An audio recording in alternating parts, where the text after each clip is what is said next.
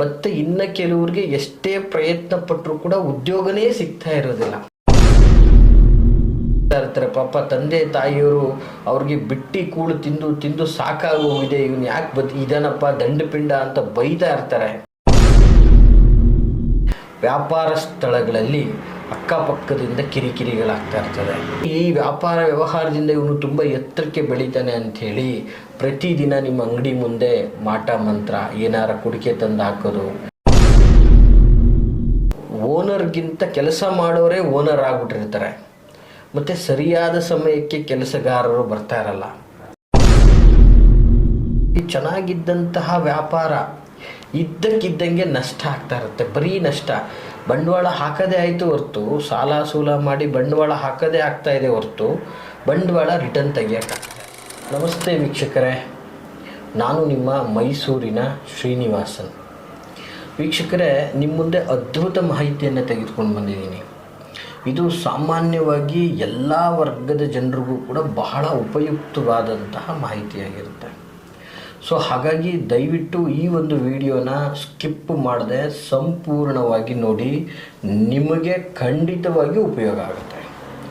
ಏನಪ್ಪ ಅಂತ ಹೇಳ್ತಾ ಇದ್ದೀರಾ ನೋಡಿ, ಇವತ್ತು ಸಾಮಾನ್ಯವಾಗಿ ಯಾವುದೇ ಒಬ್ಬ ವ್ಯಕ್ತಿ ಆಗಿರ್ಬೋದು, ವಿದ್ಯಾವಂತ ಆಗಿರ್ಬೋದು, ಅವಿದ್ಯಾವಂತ ಆಗಿರ್ಬೋದು, ಇವತ್ತೊಂದು ದಿನ ಅವನ ಒಂದು ಜೀವನದ ಬೆಳವಣಿಗೆಗೋಸ್ಕರ ಒಂದು ವೃತ್ತಿ ಅಂತಕ್ಕಂಥದ್ದು, ಅವನು ವ್ಯಾಪಾರವನ್ನು ಮಾಡ್ಬೋದು, ಅಥವಾ ಯಾವುದೋ ಒಂದು ಸಂಸ್ಥೆಗಳಲ್ಲಿ ನೌಕರನಾಗಿ ಕೆಲಸ ಮಾಡ್ಬೋದು, ಅಥವಾ ಯಾವುದೋ ಒಂದು ಪ್ರತಿಷ್ಠಿತ ಫ್ಯಾಕ್ಟ್ರಿಗಳು ಅಥವಾ ಕಾರ್ಖಾನೆಗಳಲ್ಲಿ ಅವನು ಕಾರ್ಮಿಕನಾಗಿ ಕೆಲಸ ಮಾಡ್ಬೋದು, ಅಥವಾ ಕಟ್ಟಡದ ಕೆಲಸ ಕಾರ್ಮಿಕರಾಗಿ ಕೆಲಸ, ಏನೇ ಒಂದು ಮಾಡಿದ್ರೂ ಅದು ಒಂದು ವೃತ್ತಿ.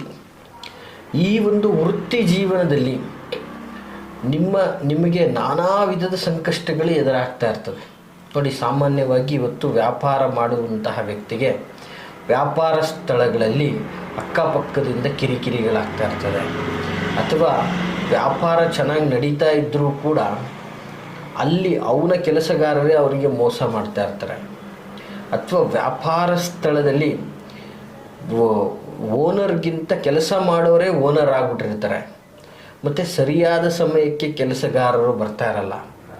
ಮತ್ತು ಎಲ್ಲಕ್ಕಿಂತ ಹೆಚ್ಚಾಗಿ ವಿಶೇಷವಾಗಿ ಏನು ಹೇಳ್ತೀವಿ, ಚೆನ್ನಾಗಿದ್ದಂತಹ ವ್ಯಾಪಾರ ಇದ್ದಕ್ಕಿದ್ದಂಗೆ ನಷ್ಟ ಆಗ್ತಾ ಇರುತ್ತೆ, ಬರೀ ನಷ್ಟ. ಬಂಡವಾಳ ಹಾಕದೇ ಆಯಿತು ಹೊರತು, ಸಾಲ ಸೂಲ ಮಾಡಿ ಬಂಡವಾಳ ಹಾಕದೇ ಆಗ್ತಾ ಇದೆ ಹೊರತು ಬಂಡವಾಳ ರಿಟರ್ನ್ ತೆಗಿಯೋಕ್ಕಾಗ್ತಾ ಇಲ್ಲ. ಇದು ಒಂದು ವರ್ಗದ ಒಂದು ಸಮಸ್ಯೆ. ಆದರೆ ಉದ್ಯೋಗ ಕ್ಷೇತ್ರದಲ್ಲಿ ಮಾಡತಕ್ಕಂಥವ್ರಿಗೆ ಮೇಲಧಿಕಾರಿಗಳಿಂದ ಕಿರಿಕಿರಿ, ವ್ಯರ್ಥ ನಮ್ಮನ್ನು ಟಾರ್ಗೆಟ್ ಮಾಡಿಕೊಂಡು ಕೆಲಸ ಕೊಡ್ತಾ ಇದ್ದಾರೆ. ಕೆಲಸದಲ್ಲಿ ನಾವೆಷ್ಟೇ ಎಫರ್ಟ್ ಹಾಕಿದ್ರೂ ನಮಗೆ ಪ್ರಶಂಸೆ ಸಿಗ್ತಾ ಇಲ್ಲ.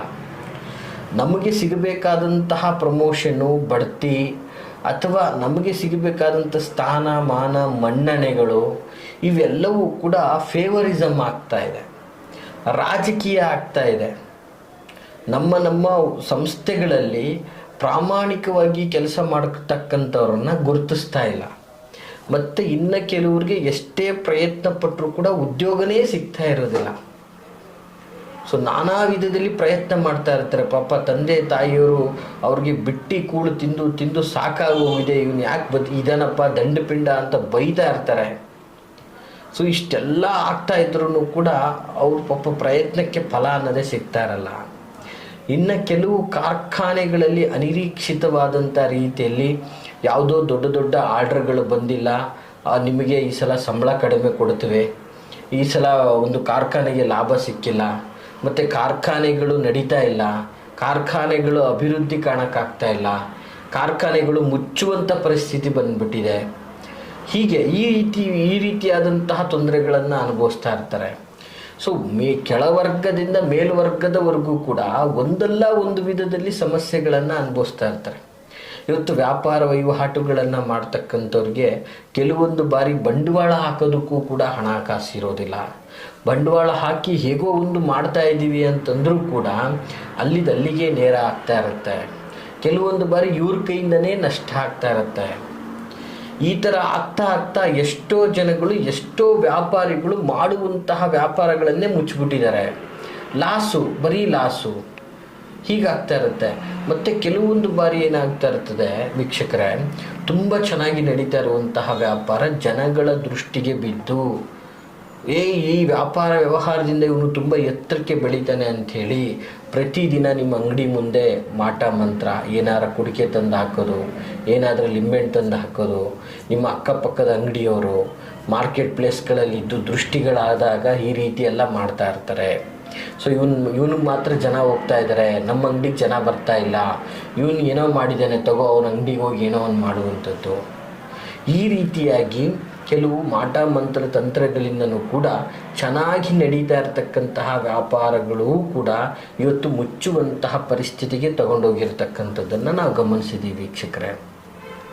ಹಾಗೆ ಏನಾಗ್ತದೆ, ಇವತ್ತು ದೊಡ್ಡ ಮಟ್ಟದಲ್ಲಿ ವ್ಯಾಪಾರ ವ್ಯವಹಾರಗಳನ್ನು ಮಾಡಲಿಕ್ಕೆ ಆ ಒಂದು ಸರ್ಕಾರದಿಂದ ಲೋನು ಅಥವಾ ಖಾಸಗಿ ಕಂಪನಿ ಬ್ಯಾಂಕುಗಳಿಂದ ಲೋನು ಇನ್ನೊಂದು ಮತ್ತೊಂದು ಮಾಡ್ತಾ ಇರ್ತಾರೆ. ಪಾಪ ಅವ್ರಿಗೆ ಆ ಒಂದು ಲೋನ್ಗಳನ್ನೂ ಸಹ ಕಟ್ಟಲಿಕ್ಕೆ ಆಗದೇ ಇರುವಷ್ಟು ತೊಂದರೆಗಳೆದುರಾಗ್ತಾ ಇರುತ್ತೆ ವೀಕ್ಷಕರೇ. ಲೋನ್ಗಳನ್ನೂ ಸಹ ಕಟ್ಟಲಿಕ್ಕೆ ಆಗದೇ ಇರುವಷ್ಟು ತೊಂದರೆಗಳಾಗ್ತಾ ಇರುತ್ತೆ. ಸೊ ಹೀಗೆ ನಾನಾ ವಿಧದಲ್ಲಿ ವ್ಯಾಪಾರ ಅಥವಾ ಉದ್ಯೋಗ ಕ್ಷೇತ್ರಗಳಲ್ಲಿ ತೊಂದರೆ ಸಂಕಷ್ಟವನ್ನು ಅನುಭವಿಸ್ತಾ ಇದ್ದರೆ ನೀವು ಈ ತೊಂದರೆಗಳಿಂದ ನೀವು ಮುಕ್ತರಾಗಬೇಕು. ಇದರಿಂದ ನೀವು ಲಾಭವನ್ನು ಪಡಿಬೇಕು, ವ್ಯಾಪಾರ ವ್ಯವಹಾರದಲ್ಲಿ ಲಾಭವನ್ನು ಪಡಿಬೇಕು, ಉದ್ಯೋಗ ಕ್ಷೇತ್ರದಲ್ಲಿ ಹೆಸರು ಕೀರ್ತಿಯನ್ನು ಪಡಿಬೇಕು, ನಿಮಗೆ ಸಿಗಬೇಕಾದಂತಹ ಪ್ರಮೋಷನ್ ಇತ್ಯಾದಿ ಗೌರವ ಮನ್ನಣೆಗಳು ನಿಮಗೆ ಸಿಗಬೇಕು ಅನ್ನೋದಾದರೆ ವೀಕ್ಷಕರೇ, ಈ ಒಂದು ತಂತ್ರ ಬಹಳ ಸರಳವಾದಂಥದ್ದು. ನೋಡಿ, ಸುಮ್ಮನೆ ಏನೇನೋ ಮಾಡುವಂಥದ್ದಲ್ಲ. ಯಾಕೆಂದರೆ ನನ್ನ ವ್ಯಾಪಾರ ಆಗಲಿ ಅಂತ ಅಂಗಡಿಯಲ್ಲಿ ಸುದರ್ಶನ ಹೋಮ ಮಾಡಿಸಿದ್ದೇನು, ಸಂಸ್ಥೆಗಳಲ್ಲಿ ಸುದರ್ಶನ ಹೋಮ ಮಾಡಿಸಿ ಸುದರ್ಶನ ಚಕ್ರ ಪ್ರತಿಷ್ಠಾಪನೆ ಮಾಡಿಸಿ ನಾನಾ ವಿಧದಲ್ಲಿ ಅನುಷ್ಠಾನಗಳನ್ನು ಮಾಡಿ ಏನೇನೋ ಮಾಡುವಂಥದ್ದು ಬೇಡ. ನೋಡಿ, ಬಹಳ ಸಿಂಪಲ್ಲಾಗಿ ಸರಳವಾದಂತಹ ವಿಧಾನವನ್ನು ನಾನು ನಿಮಗೆ ಹೇಳ್ತೀನಿ. ಇದರಿಂದ ನಿಮಗೆ ಖಂಡಿತವಾಗಿ ಒಳ್ಳೆಯದಾಗ್ತದೆ. ಇದನ್ನು ನೀವು ಶ್ರದ್ಧಾ ಭಕ್ತಿಯಿಂದ ಮಾಡಬೇಕಷ್ಟೆ.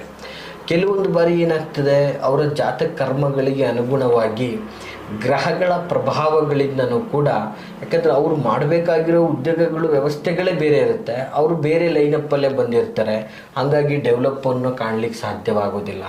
ಅಂಥ ಸಮಯಗಳಲ್ಲಿ ನೀವು ಸೂಕ್ತ ಜ್ಯೋತಿಷ್ಯ ಬಳಿಯಲ್ಲಿ ನಿಮ್ಮ ಜಾತಕಗಳನ್ನು ಪರಿಶೀಲನೆ ಮಾಡಿಸೋದು ಬಹಳ ಸೂಕ್ತವಾಗಿರ್ತದೆ. ಕೆಲವೊಂದು ಬಾರಿ ಪರಮಾತ್ಮನ ಅನುಗ್ರಹ, ಶನೈಶ್ವರನ ಅನುಗ್ರಹ ಆದರೆ ಅವನು ನೆಕ್ಸ್ಟ್ ಲೆವೆಲಲ್ಲಿ ಅಭಿವೃದ್ಧಿ ಆಗ್ತಾನೆ. ಅದೇ ಸಮಯದಲ್ಲಿ ಆ ಒಂದು ಯೋಗಗಳಿಗೆ, ಆ ಜಾತಕನಿಗೆ ಅದು ನಿಮಗೆ ತೊಂದರೆಯನ್ನು ಕೊಡಲಿಕ್ಕೆ ಪರಮಾತ್ಮನ ತೊಂದರೆಯಿಂದನೂ ಕೂಡ ಭಾರಿ ರೀತಿಯಾದಂತಹ ಸಂಕಷ್ಟಗಳಾಗ್ತದೆ. ಬಟ್ ಮಾಟ ಮಂತ್ರ ತಂತ್ರ ಪ್ರಯೋಗ, ದೃಷ್ಟಿ, ಜನಗಳ ಕೈವಾಡ ಏನೇ ಇದ್ದರೂ ಕೂಡ ನಿಮಗೆ ಒಂದು ಉದ್ಯೋಗ ಕ್ಷೇತ್ರದಲ್ಲಿ ವೃತ್ತಿಪರ ಜೀವನದ ವ್ಯವಸ್ಥೆಯಲ್ಲಿ ನಿಮಗೊಂದು ಒಳ್ಳೆಯದಾಗಬೇಕು ಅನ್ನುವಂಥದ್ದಾದರೆ ವೀಕ್ಷಕರೇ, ಈ ಒಂದು ತಂತ್ರವನ್ನು ಮಾಡಿ. ಬಹಳ ಅದ್ಭುತವಾದಂತಹ ತಂತ್ರ ಆಗಿರುತ್ತದೆ. ಏನಪ್ಪ ಅಂತಂದರೆ, ಒಂದು ಬಿಳಿ ಕಾಗದವನ್ನು ತೆಗೆದುಕೊಳ್ಳಿ. ಈ ಕಾಗದದಲ್ಲಿ ಈ ಒಂದು ಮೂಲ ಮಂತ್ರವನ್ನು ಬರೆಯಿರಿ. ಏನಪ್ಪ ಮೂಲ ಮಂತ್ರ ಅಂತಂದರೆ, ಓಂ ಪ್ರಾಂ ಪ್ರೀಂ ಪ್ರೌಂ ಸಂ ಶನೇಶ್ವರಾಯ ನಮಃ. ನೋಡಿ, ಮತ್ತೊಂದು ಸಲ ನಿಮಗೋಸ್ಕರ ಹೇಳ್ಕೊಡ್ತಾ ಇದ್ದೀನಿ. ಬಹಳ ಸುಲಭವಾದಂತಹ ಈ ಒಂದು ಮಂತ್ರ ಸ್ವರೂಪ ಹೇಗಿರ್ತದೆ, ಓಂ ಪ್ರಾಂ ಪ್ರೀಂ ಪ್ರೌಂ ಸಂ ಶನೇಶ್ವರಾಯ ನಮಃ ಅಂಥೇಳಿ ಈ ಮಂತ್ರವನ್ನು ಬರೆದು ವ್ಯಾಪಾರ ಸ್ಥಳದಲ್ಲಿ, ನೋಡಿ ನೀವು ಅಂಗಡಿ ಮುಗ್ಗಟ್ಟಿದ್ರೆ ಗಲ್ಲದಲ್ಲಿ ಅಥವಾ ದೇವ್ರ ಮುಂದೆ ಇಟ್ಬಿಟ್ಟು 11 ಶನಿವಾರ, ವಿಶೇಷವಾಗಿ 11 ಶನಿವಾರ ಕರಿ ಎಳ್ಳು ಬೆಲ್ಲವನ್ನು ನಿಮ್ಮ ಶಕ್ತಿ ಅನುಸಾರವಾಗಿ ದಾನವನ್ನು ಮಾಡಿ. ವೀಕ್ಷಕರೇ, ವ್ಯಾಪಾರ ವ್ಯವಹಾರ ಸ್ಥಳದಲ್ಲಿ ಇಡಿ.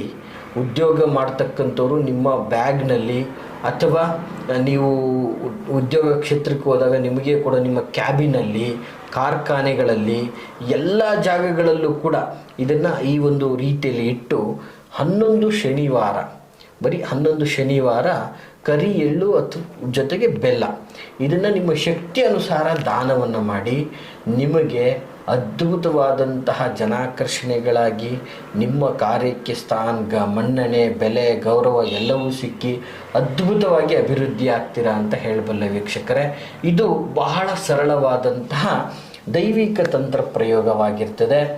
ಖಂಡಿತವಾಗಿ ಈ ಮಾಹಿತಿ ನಿಮಗೆ ಇಷ್ಟವಾಗಿದೆ ಅಂತ ನಾನು ಭಾವಿಸ್ತೀನಿ. ಹಾಗಾಗಿ ಈ ಒಂದು ವಿಡಿಯೋನ ಯಾರೆಲ್ಲ ವ್ಯಾಪಾರಸ್ಥರು ಉದ್ಯೋಗ ಕ್ಷೇತ್ರದಲ್ಲಿ ಯಾವ ವೃತ್ತಿಪರ ಜೀವನದಲ್ಲಿ ಸಂಕಷ್ಟದಲ್ಲಿದ್ದಾರೆ ಅವ್ರುಗಳಿಗೆ ತಪ್ಪದೆ ಶೇರ್ ಮಾಡಿ. ಜೊತೆಗೆ ನಿಮಗೆ ಯಾವುದೇ ಒಂದು ಕನ್ಫ್ಯೂಷನ್ ಇದ್ದು ಮುಕ್ತವಾಗಿ ನಮ್ಮೊಟ್ಟಿಗೆ ಮಾತಾಡಬೇಕು ಅನ್ನುವಂಥದ್ದಾದರೆ ನಿಮ್ಮ ಮುಂದೆ ಕಾಣ್ತಾ ಇರತಕ್ಕಂತಹ ಸಂಖ್ಯೆಗೆ ಕರೆ ಮಾಡಿ ಮುಕ್ತವಾಗಿ ಸಮಾಲೋಚನೆಯನ್ನು ಮಾಡ್ಕೊಳ್ಳಿ ಅಂತ ಹೇಳಕ್ಕೆ ಇಷ್ಟಪಡ್ತೀನಿ. ಹಾಗೆ ನಿಮ್ಮ ಇನ್ನಿತರ ಯಾವುದೇ ಗುಪ್ತ ಸಮಸ್ಯೆಗಳನ್ನು ನನ್ನೊಟ್ಟಿಗೆ ನೇರವಾಗಿ ಬಂದು ಮಾತಾಡಬೇಕು ಅನ್ನುವಂಥದ್ದಾದರೆ ನಾನಿರುವಂಥದ್ದು ಮೈಸೂರಿನ ವಿಜಯನಗರ ಸೆಕೆಂಡ್ ಸ್ಟೇಜ್ KD ಸರ್ಕಲಲ್ಲಿ ನನ್ನ ಕಚೇರಿ ಇರ್ತಕ್ಕಂಥದ್ದು. ನೀವು ಮುಕ್ತವಾಗಿ ನನ್ನನ್ನು ಸಹ ಬಂದು ಭೇಟಿಯಾಗ್ಬೋದು ಅಂತ ಹೇಳ್ತಾ ಎಲ್ಲರಿಗೂ ಶುಭವಾಗಲಿ. ನಮಸ್ಕಾರ.